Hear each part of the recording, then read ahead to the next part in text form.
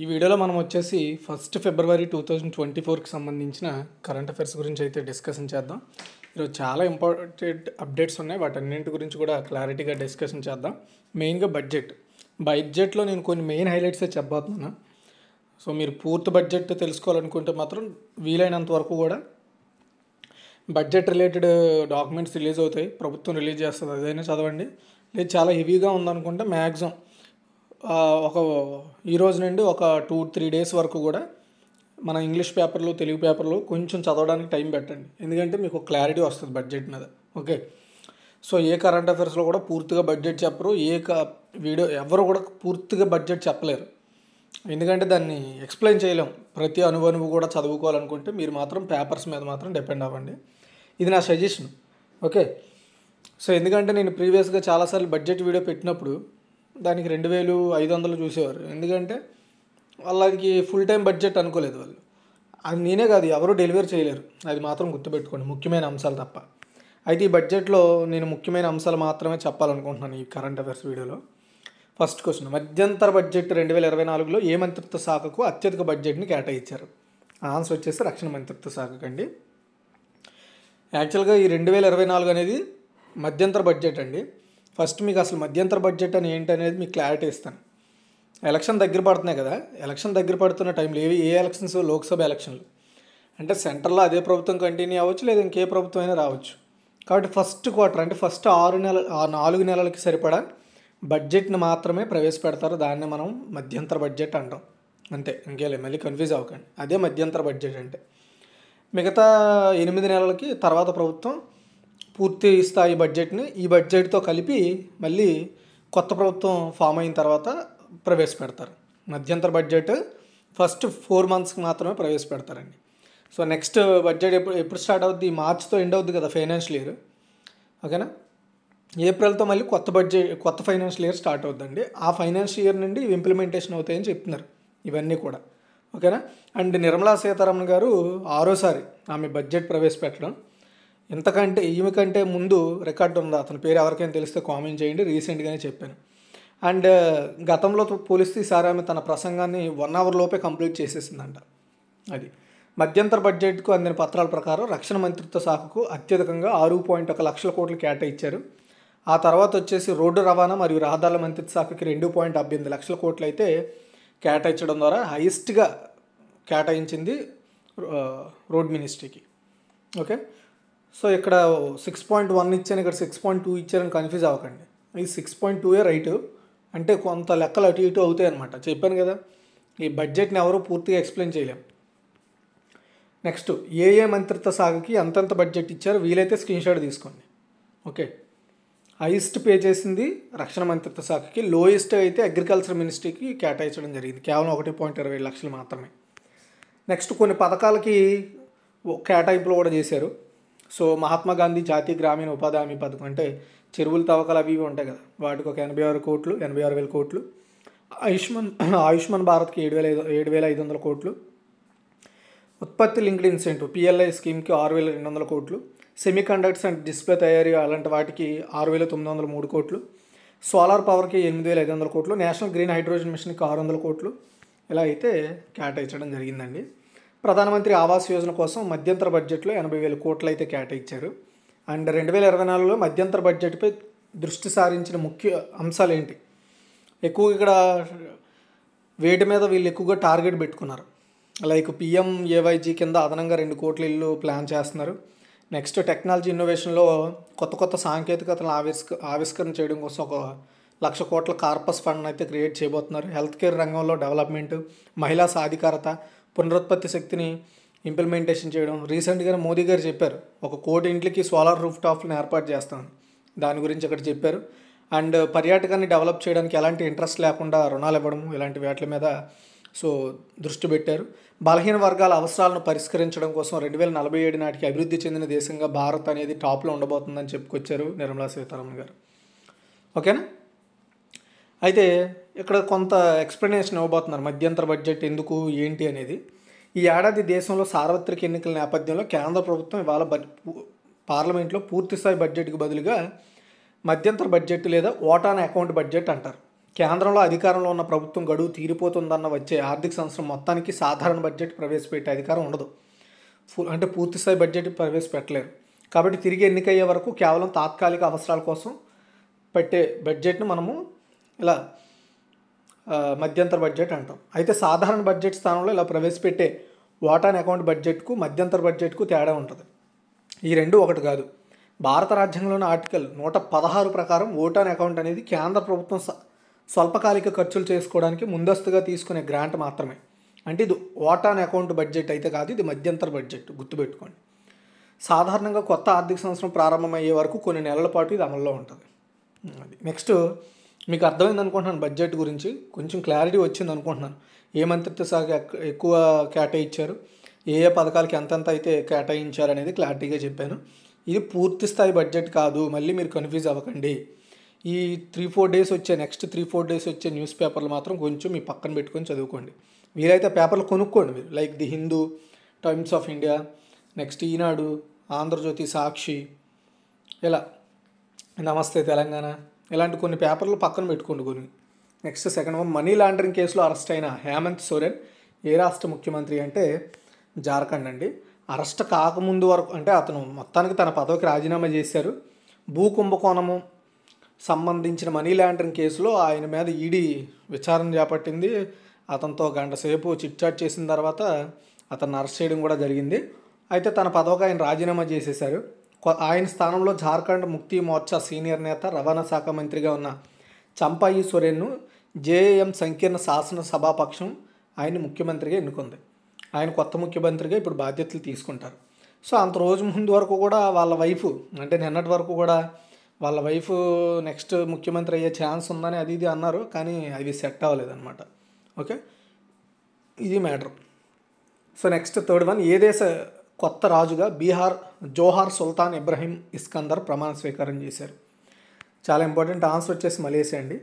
Malaysia కొత్త రాజు and 17వ రాజు ఆ దేశానికి ఇప్పుడు జోహార్ సుల్తాన్ ఇబ్రహీం ఇస్కందర్ అయితే ప్రమాణ స్వీకారం చేశారు.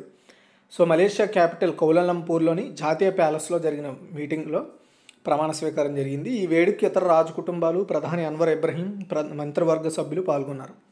మలేషియాలో ఒక ప్రత్యేకమైన రాచరిక వ్యవస్థ ఉందండి, అంటే రాజుల పరిపాలన కూడా ఉంది. దీని కింద మలేషియాలోని 9 రాజకుటుంబాల అధిపతులు ప్రతి 5 సంవత్సరాలకు ఒకసారి రాజుగా ఉంటారు. ఇబ్రహీం సుల్తాన్ అబ్దుల్లా సుల్తాన్ అహ్మద్ షా ఇంతకుముందు రాజుగా పనిచేశారు. ఆయన 5 ఇయర్స్ టర్మ్ అయిపోయింది కాబట్టి ఇప్పుడు ఈయన అపాయింట్ కావడం జరిగిందనమాట. సో 65 ఏళ్ళ ఇబ్రహీం రియల్ ఎస్టేట్ నుండి టెలికాం, పవర్ ప్లాంట్ల వరకు బాగా బిజినెస్ ఉన్న వ్యక్తి. మలేషియాలో రాజు అధికారులు ఏంటంటే ఒక విధంగా చెప్పాలంటే అక్కడ ప్రెసిడెంట్ లెక్క అనమాట, అంతే. తర్వాత ఫోర్త్ వన్, ఏ రాష్ట్ర ప్రభుత్వం ఫైలేరియాసిస్ నిర్మూలనకు ఒక మిషన్ ప్రారంభించిందంటే ఉత్తరప్రదేశ్ అండి. సో ఉత్తరప్రదేశ్ ముఖ్యమంత్రి యోగి ఆదిత్యనాథ్ నేతృత్వంలో సో ఆ రాష్ట్రం నుండి ఫైలేరియా ఏదైతే ఉందో ఆ ఫైలేరియా నిర్మూలనకు ఒక మిషన్ స్టార్ట్ చేసింది. ఇందులో భాగంగా ప్రభుత్వం 2024 ఫిబ్రవరి 5 నుండి 15వ తేదీ వరకు కూడా వార్షిక మాస్ డ్రగ్ అడ్మినిస్ట్రేటివ్ ప్రచారాన్ని అయితే నిర్వహించనుంది. ఫైలేరియాసిస్ అంటే ఏంటి? ఫైలేరియాసిస్ అనేది దోమకాటు ద్వారా వ్యాపించే పరాన్నజీవి పురుగుల వల్ల వచ్చే ఒక వ్యాధి. ఇది అవయవాలు, జ్ఞానేంద్రియాలు వాపు వంటి పరిస్థితులకు దారితీస్తుంది. 2027 నాటికి ఈ వ్యాధిని దేశం నుండి తొలగించాలని ప్రభుత్వం లక్ష్యంగా పెట్టుకుంది. సో అందులో భాగంగానే యూపీ కూడా టార్గెట్ చేసుకుందనమాట. దీనికోసం మాస్ డ్రగ్ అడ్మినిస్ట్రేటివ్ అనే ఒక ప్రచారాన్ని అయితే ప్రారంభించింది. సో ఇది ఆ రాష్ట్రంలోని అన్ని జిల్లాలను కవర్ చేస్తూ వీటి మీద అవగాహన పెంచి జాగ్రత్తలు తీసుకోవడానికి చర్యలు తీసుకుంటారు. తర్వాత సెకండ్ వన్, 2023వ సంవత్సరంలో ఆహ్వానించబడిన తరువాత బ్రిక్స్ కూటమిలో చేరుతున్నట్లు అధికారికంగా ధృవీకరించాయని దక్షిణాఫ్రికా తెలిపింది. ఏ దేశాలు? ఇక్కడ ఏ దేశాలు అనేది మెన్షన్ చేయలేదు. ఎన్ని దేశాలు? సో 5 దేశాలండి. Egypt, Ethiopia, Iran, Saudi Arabia, United Arab Emirates. వీటిని లాస్ట్ టైం బ్రిక్స్లో చేరాలని వీటికి ఇన్వైట్ చేశారు బ్రిక్స్ దేశాలన్నీ కలిసి, like Brazil, Russia, China, India, దక్షిణాఫ్రికాతో. ఈ కూటమి లాస్ట్ ఆగస్టులో జోహన్నస్బర్గ్లో జరిగిన మీటింగ్లో అర్జెంటీనాతో పాటు 5 దేశాలకు ఆహ్వానాలు అయితే అందాయి. సో అందులో అర్జెంటీనా అయితే రిజెక్ట్ చేసింది, నేను మీతో జాయిన్ అవ్వనని. మిగతా ఇప్పుడు Egypt, Ethiopia, Iran, Saudi Arabia, United Arab Emirates బ్రిక్స్లో మెంబర్స్గా జాయిన్ అయిపోయినట్టే. ఓకే, గుర్తుపెట్టుకోండి, అఫీషియల్గా జరిగింది ఇది. నెక్స్ట్ 6th వన్, ఇటీవల రామ్సర్ కన్వెన్షన్ ప్రకారం అంతర్జాతీయ ప్రాముఖ్యత కలిగిన చిత్తడి నేలల ప్రపంచ జాబితాలో ఎన్ని భారతీయ చిత్తడి నేలలు చేర్చబడ్డాయి? సో రామ్సర్ కన్వెన్షన్ లిస్టులో కొత్తగా మన ఇండియా నుండి 5 చిత్తడి నేలలు అయితే చేర్చబడ్డాయండి. గుర్తుపెట్టుకోండి, చాలా చాలా ఇంపార్టెంట్ ఇది. రామ్సర్ కన్వెన్షన్ ప్రకారం అంతర్జాతీయ ప్రాముఖ్యత కలిగిన చిత్తడి నేలల్లో ప్రపంచ జాబితాలో మన ఇండియా నుండి ఐదు కొత్తగా చిత్తడి నేలలు చేర్చబడ్డాయి. దేశంలో ఇటువంటి అత్యంత గుర్తింపు పొందిన ఈ చిత్తడి నేలలో ఈ 5 చేరడం ద్వారా మొత్తం ఓవరాల్గా 80 చిత్తడి నేలలు ఉన్నాయండి. రామ్సర్ కన్వెన్షన్ లిస్టులో మన ఇండియా నుండి 80 నేలలు ఉన్నాయి. ఈ విషయాన్ని కేంద్ర పర్యావరణ మంత్రి భూపేంద్ర యాదవ్ అనౌన్స్ చేశారు. రామ్సర్ జాబితాలో చేర్చబడిన 5 చిత్తడి నేలల్లో Magadi Kere conservation reserve, Ankasamudra bird conservation reserve and Aghanashini estuary, ఇవన్నీ కూడా కర్ణాటకలో ఉన్న చిత్తడి నేలలు.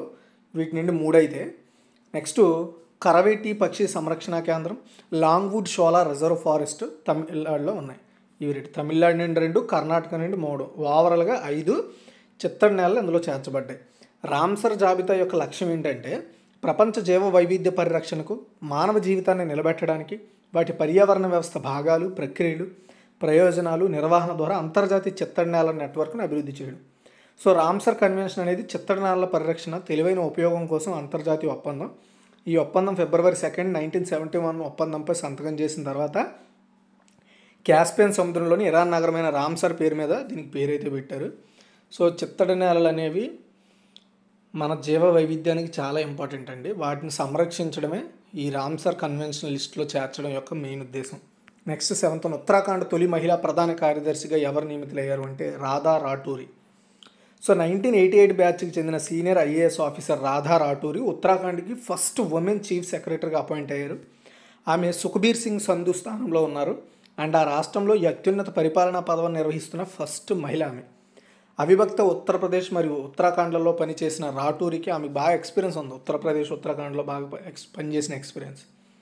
సో ఫస్ట్ ఆమె అసలు జర్నలిస్ట్ అవ్వాలనుకుందంట. అలాగే యూపీఎస్సీ పరీక్షల్లో థర్డ్ అటెంప్ట్లోనే ఆమె ఐఏఎస్ అయితే అయ్యిందంట. తర్వాత 8 AU small finance bank Reserve Bank of India ఎవరిని పార్ట్ టైం చైర్మన్గా నియమించిందంటే హెచ్ఆర్ ఖాన్ అండి. HR Khan. So AU small finance bank Reserve Bank of India మాజీ డిప్యూటీ గవర్నర్ హెచ్ఆర్ ఖాన్ను పార్ట్ టైం చైర్మన్గా అపాయింట్ చేసింది. ఈయన మాజీ డిప్యూటీ గవర్నర్ అండ్ ఆర్బీఐలో ఎగ్జిక్యూటివ్ డైరెక్టర్, బ్యాంకింగ్, ఫైనాన్స్, చెల్లింపులు, settlement systems, economics and financial మార్కెట్లో 4 దశాబ్దాల ఎక్స్పీరియన్స్ ఉందంట ఆయనకి. ప్రభుత్వం మరియు ఆర్బీఐ ఏర్పాటు చేసిన డిజిటల్ చెల్లింపుల కమిటీలో కూడా ఈయన సభ్యుడంట. అది. తర్వాత 9 2023లో జపాన్ను అధిగమించి ప్రపంచంలోనే అగ్రగామి వాహన ఎగుమతిదారుడిగా ఏ దేశం అవతరించింది?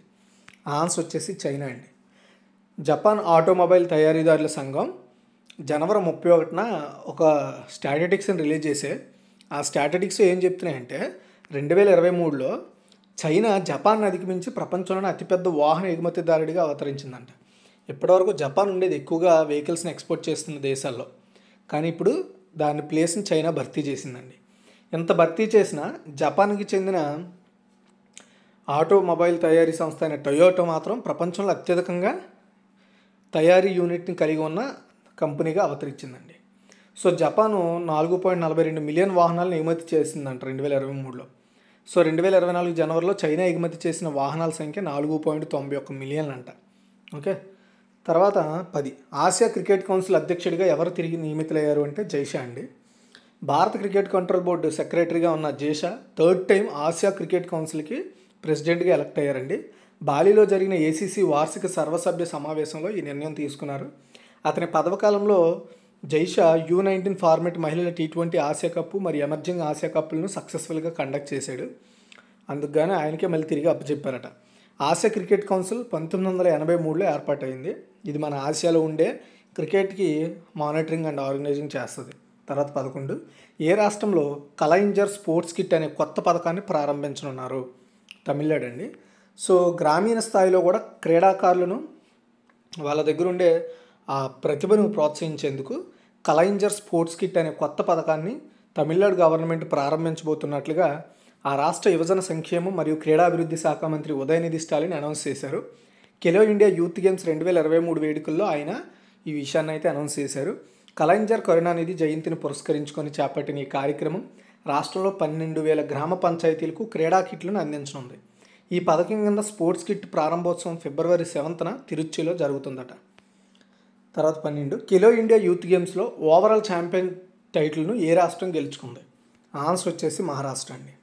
ఖేలో ఇండియా యూత్ గేమ్స్ను తెలంగాణ 6, ఆంధ్రప్రదేశ్ 13వ స్థానంలో ఉన్నాయండి. ఇక్కడ ఓన్లీ మన తెలుగు రాష్ట్రాలు అండ్ ఓవరాల్ ఛాంపియన్ గురించి మాత్రమే చెప్పాను. మిగతా రాష్ట్రాల గురించి చెప్పలేదు, ఎందుకంటే ఆ లిస్ట్ అంతా పెడితే చాలా పెద్దదైపోద్ది. ఎందుకంటే మన వీడియో ఏమాత్రం 20 నిమిషాలు దాటినా ఎవ్వరూ చూడరండి, అది నాకు తెలుస్తుంది రోజు రోజుకి. సో ఏదైనా సరే మీకు ఇన్ఫర్మేషన్ ఇవ్వాలనే ఉద్దేశంతో నా వంతు ప్రయత్నం అన్నీ చేయాల్సినవన్నీ చేస్తున్నాను. మీరు దాన్ని ఎంత బాగా అడాప్ట్ చేసుకుంటే మీకు అంత సక్సెస్ రేట్ ఉంటుంది ఫ్యూచర్లో. సో మొత్తానికి చెన్నైలో జరిగిన ఈ ఖేలో ఇండియా యూత్ గేమ్స్లో Telangana 6th place, Andhra Pradesh 13th ప్లేస్లో ఉంది.